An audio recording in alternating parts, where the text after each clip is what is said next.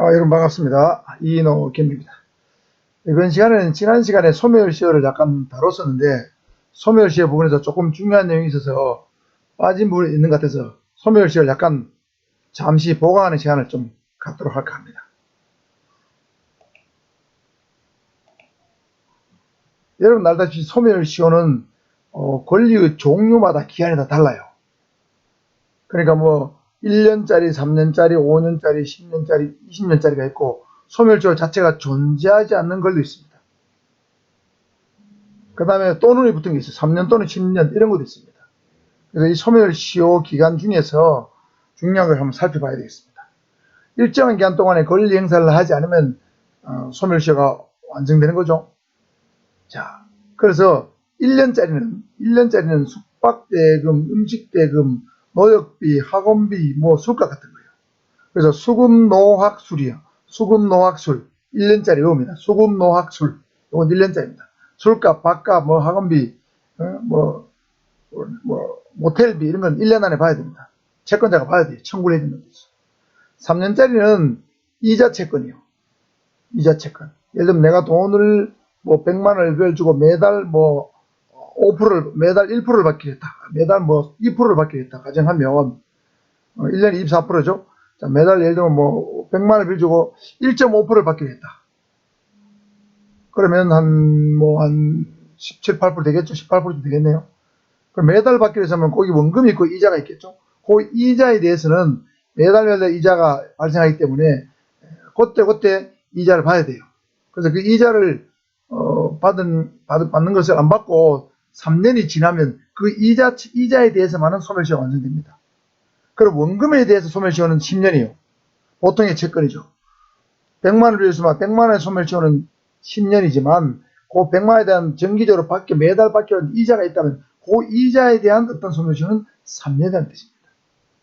물론 이 이자를 매달 받지 않고 뭐 예를 들면 뭐 기간이 지난 다음에 뭐 1년 뒤에 이자를 몽땅 받기로 했다. 그러면 원금하고 이자하고 한목이 받는 경우죠. 그럴 때는 그 원금과 이자를 똑같이 10년의 소멸시효에 걸립니다. 여기서 이자 채권은 이자를 매달 정기적으로 받기로 한 경우에 이자를 말합니다. 그 다음에 각종 치료비, 공사의 도급공사 비용, 변호사, 법무사, 행정사 비용, 뭐 이런 거에 따른 채권이죠. 뭐 이런 거는 3년입니다. 예를 들면 변호사를 선임했는데 변호사 비용을 안 줬다. 그럼 변호사가 3년 안에 변호사 비용을 내달라고 청구해야 됩니다. 그 다음에 근로기준법상 임금, 여러분 뭐 아르바이트를 했다, 뭐 이런 거 있죠. 그 다음에 회사에서 일을 했다. 그럼 퇴직했다. 그러면 임금 채권은 3년 안에 청구해야 됩니다. 역시 퇴직금도 마찬가지예요. 임금과 퇴직금은 3년 안에 청구해야 됩니다. 아시겠죠? 여러분 일하다가 퇴직했으면 퇴직 못 받았죠. 그러면 퇴직금은 원래 근로기준법상 14일 이내에 주게 돼 있지만 안 주는 악질업자도 많아요. 그러면 3년 안에 소송을 걸어서 받아야 됩니다. 소송을 청구해야 됩니다. 그 다음에 상사채권은 상고상하채권은 5년이에요. 상사채권은 뭐냐면 민사채권이 아니고 개인 간의 거래가 아니고 거래 일방이 예를 들면 상인인 거예요. 쌍방이 상인이거나 일방이 상인이면 상거래채권에서 5년의 시효가 걸립니다. 여러분 흔하게 보이는 여러분 각종 포인트 제도, 마일리지 제도, 그 다음 이런 것들 은행에 들어있는 휴먼 예금 이런 것들은 은행이 상인이죠.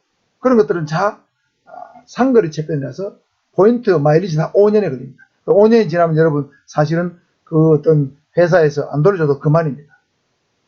근데 신뢰관계 때문에 주는 수는 있죠. 줄 수는 있지만은 법률상으로는 안 줘도 된다는 뜻이 되겠습니다. 그 다음에 보통의 채권은 10년이에요. 여러분 돈 빌려줬다 10년입니다. 10년.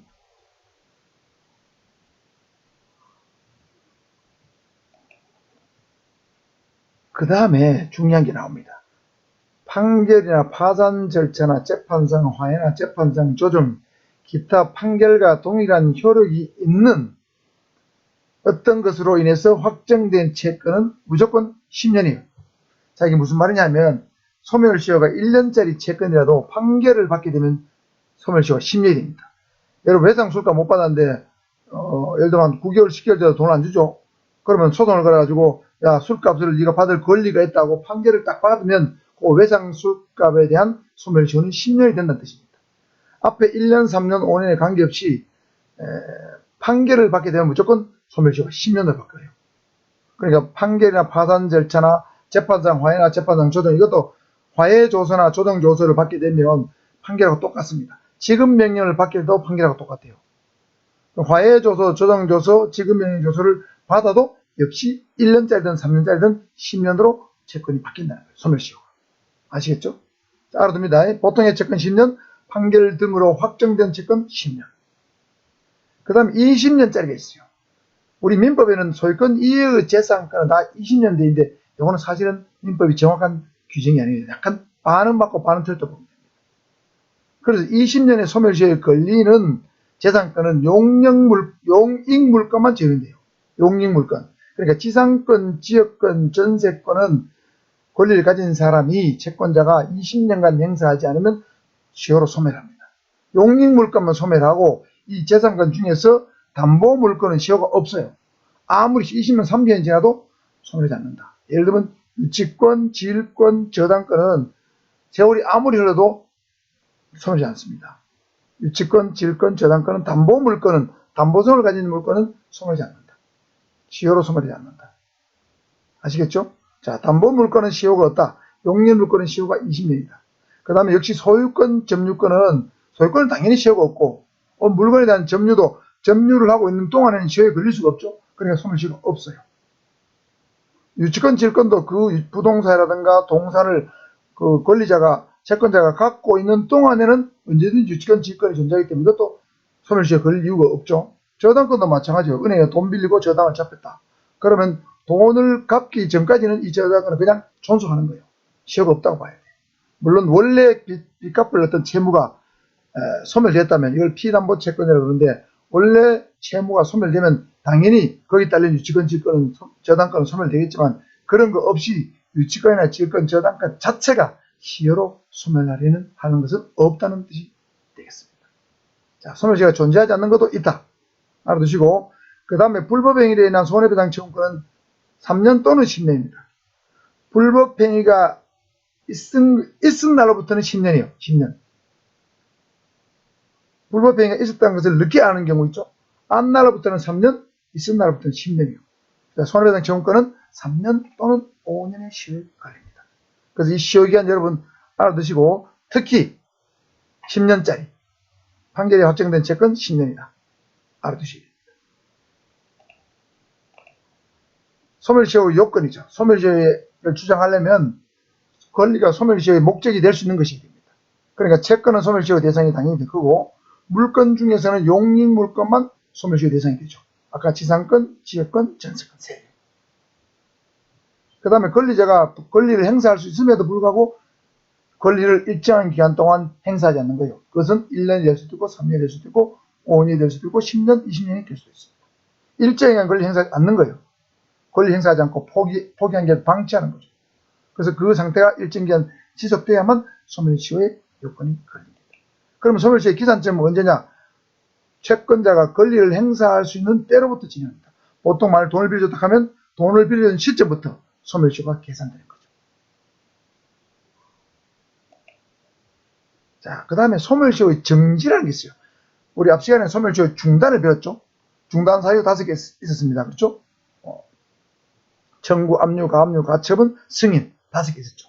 그건 중단인데, 중단 사유가 발생하면 소멸시효가 중단되었다가 그 중단 사유가 발생하면 소멸시효가 그때부터 새로 시작되는 거예요. 앞에 기간 지난 거는 무효가 돼요. 새로 시작돼요. 예를 들면 중간에 원금의 일부를 갚았다. 그때부터 10년이에요. 그게 중단인데 정지는 그게 아니에요. 시효가 거의 완성될 무렵에 권리자가 시효를 중단시키는 행위를 할 수 없거나 그 행위를 하는 것이 대단히 곤란한 경우에 그 사정이 소멸한 후 일정 기간이 경과하는 시점까지 시효 완성을 유예하는 거예요. 말이 어렵죠? 예를 보겠습니다.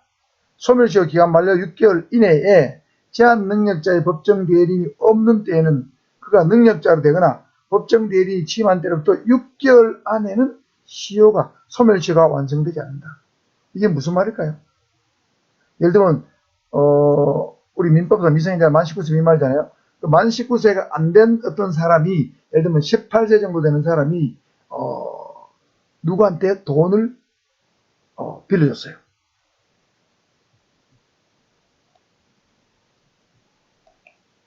자, 다시 예를 들어 보겠습니다. 어떤 미성년자가 어디 가서 일을 했어요. 한 16살 때쯤 일했다 시합시다. 그리고는 조금 일하다가 돈을 못 받고, 임금을 못 받고, 그만뒀어요. 못 받은 돈이 한 100만 된다고 칩시다. 그러면 이 사람이 3년의 소멸시효에 걸리죠. 임금 채권은. 그런데 3년이 다 돼 가는데 시효를 중단시키는 행위를 할 수 없어요. 시효 중단 사유는 아까 5개 있잖아요. 민사소송 청구도 못하고, 뭐, 압류, 가압류, 가처분도 못하고, 상대방이 돈을 한 푼도 안 주고, 채무 승인도 안 한다. 그럼 권리자가 시효를 중단시킬 방법이 없잖아요. 자, 그럴 때, 요 사람이, 16세쯤 했으니까, 18, 17세, 18세, 조금만 지나면 19세, 한두 달만 더 있으면은 성년이 된, 민법상, 성년이 된 그런 정도의 시기가 됐다는 거죠. 시효가 거의 완성될 무렵에 했잖아요. 그때 소멸시효 기간 만료 6개월 이내에 제한 능력자의 법정 대리인이 없는 때는 그가 능력자로 된다. 그럼 한 두세 달만 지나면 만 19세가 된다. 이럴 때는 말이죠. 6개월 이내에 시효가 완성되지 않는 것이 소멸시효 정지제도예요. 완성을 위하는 거예요. 그러면 예를 들면 가만 둬버리면은 야가 소멸시효 중단을 못하고 시효가 완성돼가지고 돈을 못 받을 건데, 소멸시효 정지제도를 딱 도입하면, 예를 들면 만 19세에 2달 남아놓고 소멸시효가 정지되면 그때부터 6개월 이내는 시효가 완성 안 되죠. 그럼 성인 2달 지나면 성인이 되니까, 성인이 되고 넉 달 정도는 여러분 성인 상태 있잖아요. 넉 달 정도는 시효가 남아있잖아요. 6개월 안에 시효가 완성 안 됐으니까. 그렇죠? 그럴 때 다시 어떤 소멸시효를 중단시키는 행위를 성인이 됐으니까 할 수 있다는 거죠. 그래서 이 소멸시효 정지제도는 어떤 소멸시효 완성이 거의 임박할 무렵에 어떤 특별한 사유로 소멸시효 완성을 유예하는 제도입니다. 유예하는 제도. 그래서 그 사정이 소멸되면은 다시 소멸시효가 그대로 진행돼요. 앞에 진행된 기간을 포함해서 진행됩니다. 잠시만 6개월 안에는 시효가 완성하니까, 6개월 안에 시효가 완성 안 되니까 6개월이 지나면 다시 시효가 진행돼요. 그러니까 그 안에 한 3, 4, 5개월 안에 뭔가 권리자가 어떤 조치를 해야 됩니다. 소멸시효 중단시키는 조치를 해야 된다는 뜻입니다. 약간 채권자를 약간 잠시 보호하는 어떤 의미의 규정, 이것이 소멸시효의 정칙주의다. 이렇게 알아두시면 되겠습니다. 자, 그래서 오늘은 소멸시효에 대해서 일부 약간 보완해서 살펴봤습니다. 특히요 소멸시효 기간에 대해서 잘 이해하시길 바랍니다.